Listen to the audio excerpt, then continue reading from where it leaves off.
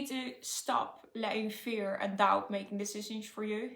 So in this video, we're gonna crack open about why some people have trust issues with themselves, why they doubt in themselves, and why they always seem to push their own boundaries back in favor of somebody else. And of course, I'm gonna give you a little tool that you can use to set more boundaries and to really earn that trust in yourself back. So this is a common problem a lot of people have. I had it myself too.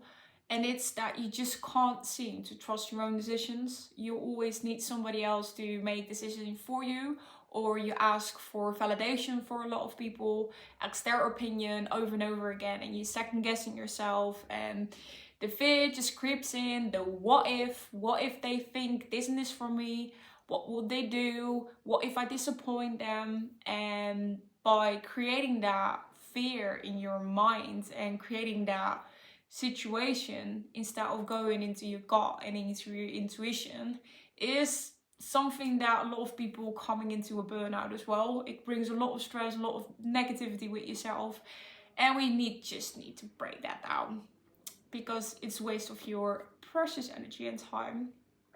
And it's good to have trust that's from within and that you don't need anybody else to give you that trust. It's built character, it's built resilience, it's built your confidence, and it is not that hard to overcome. But like all the struggles that you're facing, all the roadblocks, the first step is being aware of it. So where does this fear come from? A lot of things can happen in a person's life, and there are three things that a lot of traumas or whatever, a struggle, a roadblock, a fear comes from, and that is one is a past trauma, a very negative experience. For example, you were bullied in school, your parents had a negative impact on you, you name it. So the second thing is your caretakers. This is your parents or the ones that literally raised you. And they put their values and all their information and they try to teach you things.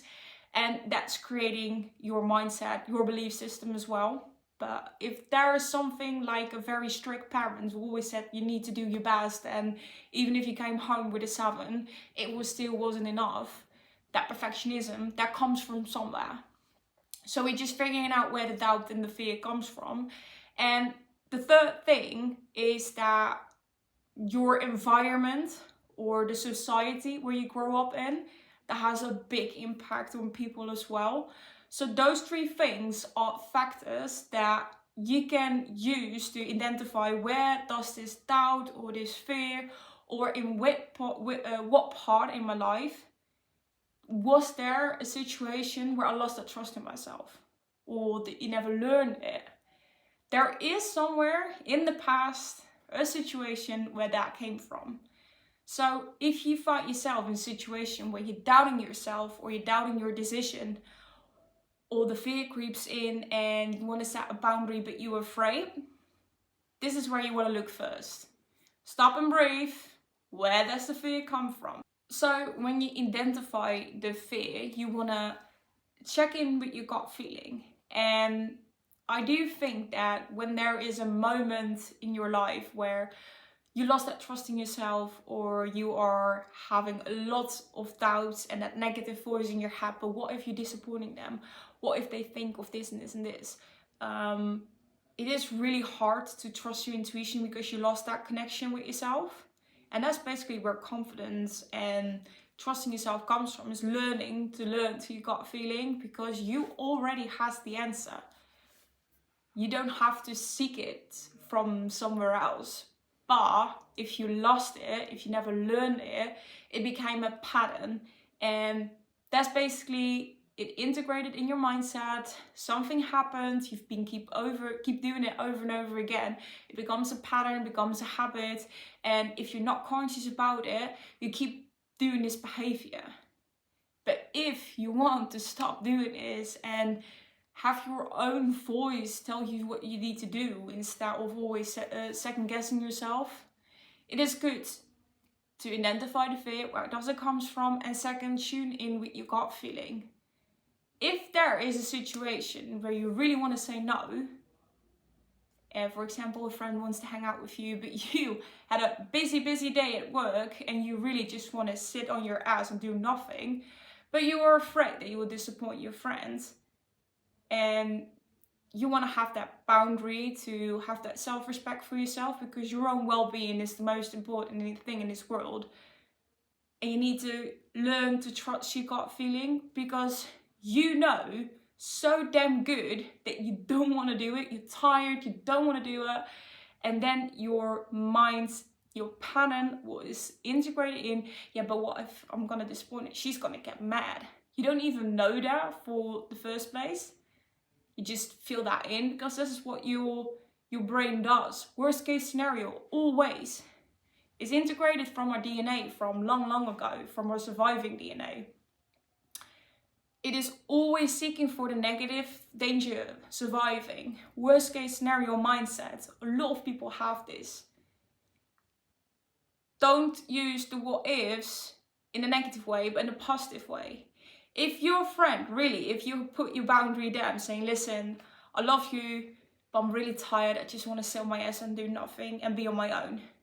She needs to respect that. And if she doesn't do it, you have a toxic environment basically. And that is more her fault if she gets mad at you, disappointed at you, if you don't want to hang out, then it's your.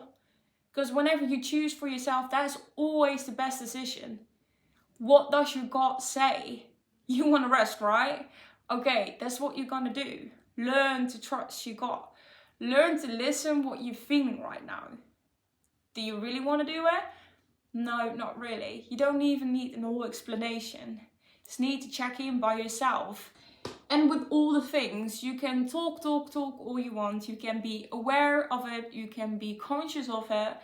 But you can't change something if you not put action towards it.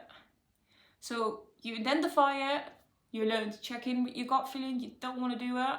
Now you need to take action and choose for yourself. And you know that the action is saying no to that friend. And she probably say, okay, all good, no worries. Take care of yourself and it's all fine, and you can relax and let go of the guilt. And the insight here is, never feel guilty for choosing you first. You are the most important person in this world, nobody else. You can't take care of other people if you don't take care of yourself. You can't put boundaries for yourself if you don't learn to respect them for yourself. It all starts with you. You have all the solutions, you just need to take action towards it. So say no. No, I'm sorry. I love you. I'm going to take care of myself. That's taking action. And you can do this with all the little situations, and you can practice this. It doesn't need to be, if you still find this very hard, it doesn't need to be this big traumatic thing. Do it every time when you think about something that you don't really want to do, or you're second guessing yourself. Stop for a minute. What is my gut saying? Okay, I think this and this and this. Okay, I can trust on that because I know everything will be alright. And whatever I'm doing from my own gut and from my own decision is always the best decision. Always, even if it fails. At least you trust yourself. At least you go from what you thought was right. It doesn't always work out like that. It doesn't always can be good. But at least you did it from yourself. And this is how you break patterns, is by choosing to change behavior by the little things, and that builds up momentum. And from one thing to the other, the pattern is going to change, and instead of a negative habit, it's going to turn into a positive habit. But it needs repetition. So taking action towards it is just the first step. So what you want to do now in the last step is very crucial. Just give yourself a little pat on the back. You did good. Even if it was a small thing, even if it was a small situation where you put your boundary, where you choose yourself first, where you stop the self-doubting, where you make your own decision, whatever it is you choose you instead of the fear and the doubting, Give yourself a little break. Give yourself a pat on the back. You did good. You need to give yourself that proof. Your brain doesn't know reality and fantasy. So you need to say to yourself, I did good. Don't let the fear creep in back. Don't let the doubt afterwards you said no, don't let it creep in back. What if they mad now? Don't take it personal. Also, something to remind you, don't take nothing personal, because 9 out of 10 times it is more about the person itself than it is about you. And of course you can talk about it, but don't take a lot of things personal. Give yourself a little break. You did good. You choose yourself. Repeat that over and over to yourself if the doubts come in. At least I choose for myself. I did what I thought was right. And every time you do this, you follow these steps, I'm assure you that you break the pattern, you break through the toxic negativity around you, and it helps you really to reconnect with your gut feeling and reconnect with your own decisions. And little by little, that is going to build that confidence, that trust in yourself. And I don't have to tell you how important it is to trust yourself. And I think that is the foundation stone, the brick where you were building. And like resilience, like positivity, there are a lot of bricks in a human being. I think there is. And if there's one brick missing, the foundation of how you want to build yourself, confident in yourself, knowing who you are, knowing what you want, going from your own gut feeling, that's a big foundation. And if you don't have that, how can you build yourself if you don't even trust yourself? How can you trust others if you don't trust yourself? You know what I mean? So it's good to build that foundation. I think that is what personal growth is about. Build your foundations, build you. And if you really want to learn how to do this, I put a link to my community where we talk about themes like this, where we have little PDF tools to help you with this step by step. So you can have it visual for yourself, you can reflect on it, you can journal with us, you have the accountability from a big supporting group of women. And I'm personally invite you to join us. So click on the link here below and I'll see you there.